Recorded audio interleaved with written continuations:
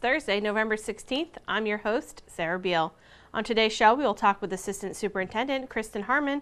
MCAS scores went home this week, and she will fill you in on what you need to know. Then we'll get a legislative update from State Rep Randy Hunt, and finally we'll get a look at tonight's Town Council agenda with Town Council President Eric Steinhilber. But first, let's get a look at today's top headlines. The DPW will be installing a new four-way stop at Strawberry Hill Road at Old Craigville Road in Centerville. This work is tentatively scheduled for the week of November 20th, subject to weather. Advanced warning signs will be installed, as well as temporary red flags and reflective strips on the signpost to alert drivers to the new stop signs where there were none before. Stop signs exist on Old Craigville Road, and those signs will be modified to alert drivers of the all-way stop. A reminder from the Harbor Master's office to all boaters: unless a vessel owner obtains written permission from staff for a proven need and that the vessel is actively being used, no vessel shall be stored or placed on any town property between November 15th and April 15th. Any vessels remaining between those dates shall be considered abandoned property under this regulation. The town of Barnstable is not responsible for loss of property considered abandoned under this regulation. The Town of Barnstable Public Health Division will hold a flu clinic at the Hyannis Youth and Community Center on Thursday, December 7th from 2 to 4 p.m. The clinic is open to town residents only, and the fee is $3. For more information, you can call the Health Division at 508-862-4644. The 25th session of Inside Barnstable Town Government, a Citizens Leadership Academy, will begin Tuesday, January 30th. The Academy is an 11-week commitment with the goal of educating the citizens of Barnstable about the operations of town government, while also obtaining valuable feedback and participation from those citizens taking part in the Academy. To date, over 700 Barnstable residents and employees have participated in the program. The classes will be on Tuesday evenings from 6:30 to 9 p.m. and will be held in various locations throughout the town. The program is free of charge and open to anyone who resides or works in the town of Barnstable. Class size is limited, so please register early to avoid the waiting list. Applications are available at the Town Manager's office or online at townofbarnstable.us. Up next, we'll talk with Assistant Superintendent Kristen Harmon. Kristen, thank you so much for joining us today. We're going to talk a little bit about MCAS and the MCAS Next Generation, or Next Gen. Yes. So what's the difference between the old MCAS and this new MCAS Next Gen? So we have two MCAS going on right now, the Legacy and the Next Gen. The Legacy MCAS is still in place for grade 10 and for the science assessments. Grades 3 through 8 are taking the Next Generation MCAS. So this is our first year with that test format. Very similar. They use some old MCAS questions, some new MCAS questions, and some of the part questions from the last few years. The design of it, again, is similar, but they've got a few question styles that are a little different, where instead of just multiple choice, it's multiple response, so there might be 3 answers instead of just 1. Oh, interesting. So it's new for students, so we try to make sure that they feel comfortable with the test itself, aside from the content. But in addition to that, the test is designed to be taken on the computer. And that's really a big piece. The test items can be drag and drop, or various additional pieces that you would never see on a paper-based test. So this past year, our 4th grade and 8th grade students took the computer-based test, and everyone else took the paper-based. And actually, in 2018, this coming spring, we add grade 4 and grade 7 to the computer-based, and then the following year, everyone will be on the computer. So the design is really so that we can move all of our students to the computer-based testing. Interesting. Is there a lot of preparation you have to do in order to do computer-based testing across the board? District-wide, at the district level, it's making sure that we have the right software, hardware, wiring, all of those pieces to make sure we don't have any glitches. And of course, students need some, I'll say, training, but they're more savvy with the computers than we are. Yeah. So there are some modules that the Department of Ed provides so that students can get comfortable with it. And we do a lot of work with the students just in and out of regular classroom events. In the ELA class, they're typing their papers online, and Math classes are starting to do some online assessments. So really, it's just getting them comfortable with that platform. Interesting. Is there anything that parents can do to help their children get kind of maybe understanding this idea of taking the test no longer, with a pencil and a little filling in the bubbles, taking it on a computer? Well, it's interesting because, as I said, the department does have some modules online, and parents can actually access those. Oh, cool. So parents themselves can see what the online test looks like, and I think just seeing that's not as scary as it might sound, and then talking to their children about taking an online test. But again, students will be exposed to this, over the course of the year to make sure they're feeling comfortable. Yeah, you'll be doing lots of prep, getting them up to speed on how it's all going to work. Yeah. I know when Meg was here a couple of weeks ago, we talked about the scores going out, and the high school students had received them. Yes. And I know the elementary school and the middle school will be receiving their scores this week. What can the parents kind of how can you help them understand how to read the scores and what they mean? Right, so with the next generation MCAS, they have also adjusted the achievement levels. So again, I'll refer to it as the legacy, the old format. We're familiar with advanced, proficient, needs improvement, and warning. And the shift is to exceeded, met, partially met, and not met the standards. So they've changed that designation, and the scaled scores are a different range. The new range is from 460 to 5. Oh my goodness, so new that I don't even remember what it is. Okay. I think it's to 560. So they've changed the range, so parents will see different numbers. They'll see something well beyond the 240. Right. Doesn't mean anything different. But really what parents should know is that the scoring ranges are much more rigorous. So they may see their student, instead of being proficient, as partially met the standards. So not to be worried, not to be concerned. There's some good guidance on the parent reports that really looking at where in that range of partially met did you fall. And this is the baseline year. The first year of this assessment, the first year of the scoring, and there'll be some adjustments made as we move forward. The state has to look at that and see how the student performance plays out. The state is looking at about 50% of students across the state being having met or exceeded the standards, and the district is pretty closely in line with that. Oh, that's good. Yeah. If the parents have some questions on, how their child did, would you recommend they get in touch with either the teachers or the school to kind of, maybe talk about what they can do, or what they can expect maybe their child to work on to get to that point? Absolutely. The report gives so much information that it's a great tool to bring to the teacher and have some conversations about. Again, you asked the question, what can they do at home? Well, this is looking at, what are some of the skills that I can be practicing at home with my child?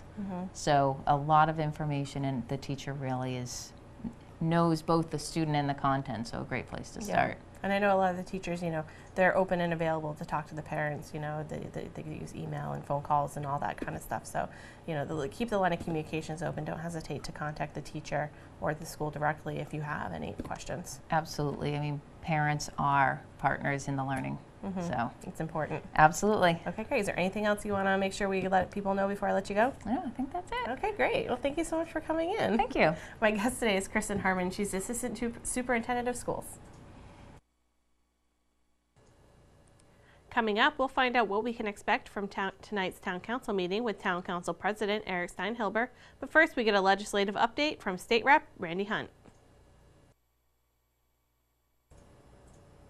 Randy, thank you so much for joining us today. We're going to talk about the governor recently filed a bill, and it's called the CARE Act. So let's talk a little bit about what exactly that is. Well, it's good to talk to you, as always, Sarah. Thank you. And something that happened last year, of course, was that we had a big omnibus bill relative to addiction that passed in March, and that act was called the STEP Act. That's an acronym also, STEP. And this is a follow-on from that. So about 18 months later, we have another bill that's a result of some of the things that we've seen happen with the March omnibus bill that we did in 2016. Some things we learned, things that worked, some things that need to be tweaked, as well as the governor's experience serving on this national committee that was headed up by Governor Chris Christie to deal with the opiate situation on a national level.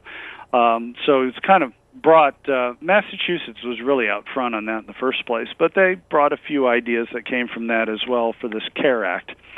CARE stands for combating addiction, accessing treatment, reducing prescriptions, and enhancing prevention. And it really does get at the various areas that this bill deals with. And one of the things that I think is one of the most important overarching ways that we can get our arms around the addiction crisis is to put more effort into prevention so that kids who are likely to run into a problem don't ever get there, and that people who have been through addiction treatment are able to stay in recovery. So the big picture is around the treatment that we have in this state. You have people that haven't gotten to that point, and if we can steer them in another direction, they won't ever have to go to treatment. And if the people who've been through treatment don't go back into treatment over and over and over, we'll also reduce it that way. And this does a lot on both ends. One is to deal with education and requiring schools to come up with effective programs to teach kids about the seriousness of addiction and the risk factors and things that they should be aware of. Another thing that it's doing is it will enhance and standardize the professional standards for recovery coaches. We have found that people who've been through addiction, who have recovery coaches, have a much better track record of staying in recovery and not falling back into their addiction.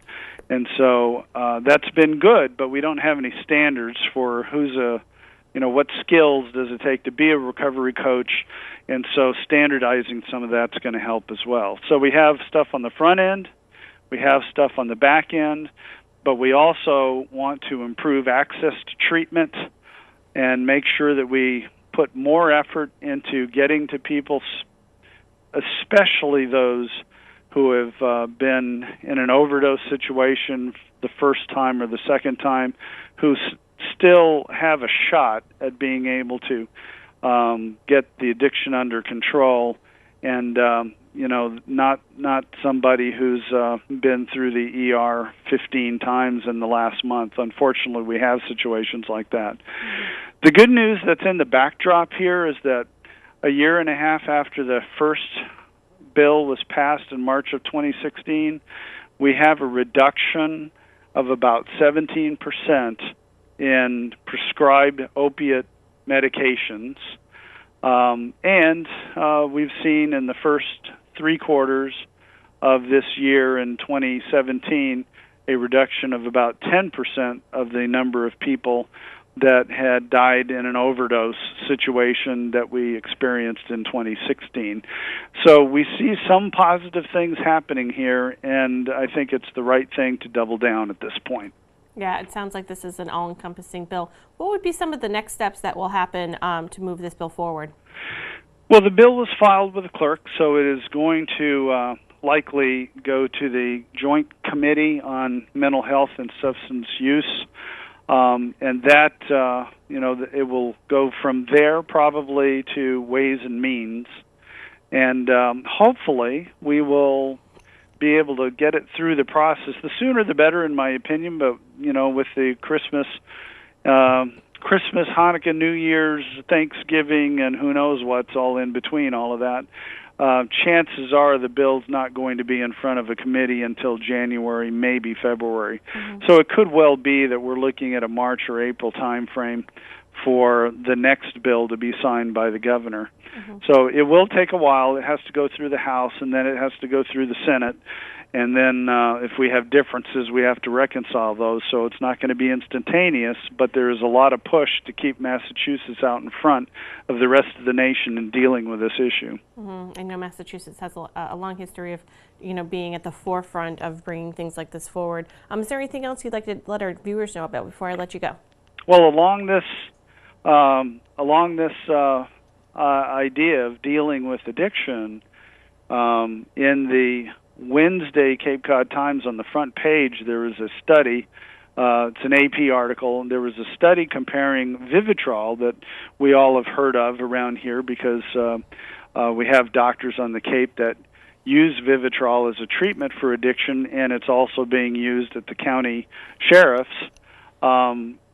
There was a study comparing that to Suboxone with people across the country. And as it turns out, the result of that study said that the effectiveness of either one of those drugs is about the same. And they actually reduce people from recidivating in their addiction by about 50%. If you don't have any help like that at all, generally speaking, about 85% of people will relapse. So that's something to keep an eye on because people are different, and just like not everybody reacts to the same blood pressure medicine or diabetes medicine, not everybody reacts to the same course of addiction treatment. So to have those options out there and now to know that they are equivalent in results is a really important tool for us. Definitely. Well, Randy, thank you so much for joining us today. I really appreciate it. And good luck with everything up on Beacon Hill, and I look forward to talking to you again next month. Same here. Thanks, Sarah. Thanks, Randy. Have a great day. Okay, bye. Bye. My guest today is Randy Hunt. He's a state rep for the 5th Barnstable District.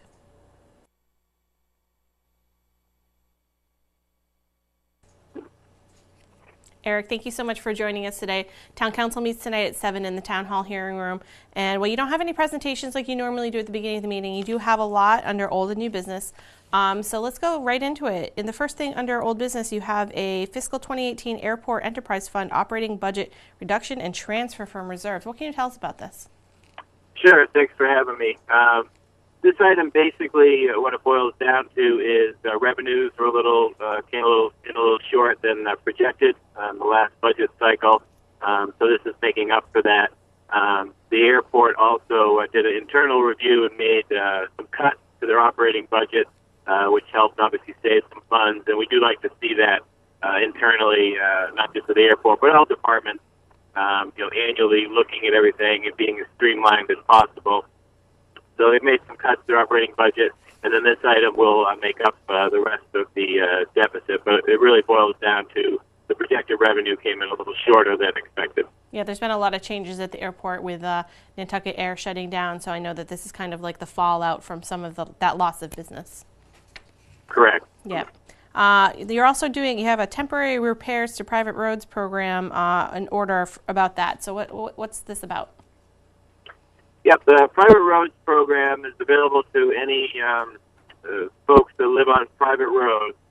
And what it really helps folks to do is if the road is in need of significant repair, they, instead of hiring a road contractor to come out and fix it, and then all the money is due immediately to fix that road, it would be due from all of the butters on that road. Mm-hmm. This is a program where if 50% plus one of the neighborhood or the street of butters vote in favor of accepting a betterment, they can work through the town, and the town can actually float a bond so that the payments are actually spread over 20, 30 years, whatever they determine is best case for that particular situation. But it's a way to kind of alleviate that huge upfront cost of repairing a road. And in this case, I believe this particular street, 63% of the abutters voted in favor of the betterment. That's great. It's a great program so that people that do live on private roads don't have to, like you said, front the cost of that repair, because that could be very expensive. It can be, and anyone who lives on private road, this is a program that's available. There's information on the town website And they can also, contact obviously the local town councilor or the DPW to get further information. Wonderful. The last thing under old business, you have an authorization, the town manager, to execute a regulatory agreement with Cape Built Pleasant Street LLC. What can you tell me about this? Yeah, this is a development that was proposed for Pleasant Street, Hyannis. Also, it's called Sea Captain's Row there. It's for 60 units of market rate housing. And we really, this town-wide, we have affordable housing, then we have residential homes, but we really have a void there of market rate housing or workforce housing, however you want to define it. So this would be a project that seeks to kind of help fill that housing need, for young professionals and others. We had a public hearing and presentation at the last meeting. The council determined that they wanted to carry the public hearing over to this meeting. So if there's anyone in the public that wishes to speak on this item, we're looking for new comments. Everything at the last meeting was duly noted by the council, but if there's anyone else that would like to add a comment or a new item to this discussion, we'll have a continued public hearing, and then I would expect that we'll get to a vote on this. Okay, great. There's a couple under new business. We have a couple of grant acceptances. Looks like they're all related to emergency services. Yes, through the police department. We have one that will replace all the emergency radios. A lot of them are outdated, so we'll fund that. We have another one that the Barnstable Police Department is a primary area for safety answering point. Mm-hmm. It's called a PSAP, and which means that they handle calls from fire, ambulance, police, your 911 dispatch.